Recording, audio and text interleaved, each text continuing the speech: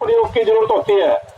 इसलिए हमारे जितने भी यहाँ पर कार्यकर्ता, नौजवान, बुजुर्ग और बच्चे हमारे यहाँ पहुंचे हैं आज इस ट्रैक्टर प्रदर्शन के अंदर, उन कम से कम आज किसान की हालत क्यों है, नौजवान की हालत क्यों है,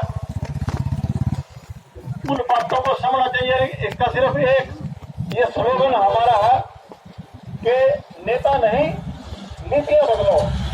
आज जब हम खेती को WTO से बाहर करने की बात कर रहे हैं हिंदुस्तान के अंदर, ये पॉलिसी 90 के दशक में आ चुकी थी, चाहे वो कैश के माध्यम से चाहे दूसरे माध्यम से हो।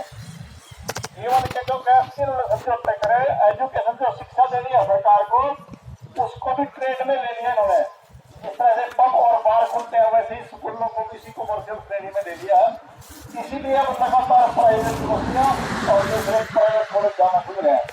तो साथियों, बहुत ही बारीकी से सरकार की नीतियों को समझने की जरूरत है। और आज ये मौके होते हैं हमारे पास बैठने के। अब देखें, किसी भी डेमोक्रेसी को, आम आदमी को जिंदा रहने के लिए, उसको सही साधारण जीवन जीने के लिए, वो उसकी तरक्की के लिए 2-3 बातें मोटी मोटी जरूरत होती है। एक तो सभी गरीब अमीर के बच्चे को मुफ्त और निःशुल्क शिक्षा हो, उसके स्वास्थ्य की देखभाल। दूसरा, तीसरा, उसका जो है पेट ऊपर होना चाहिए।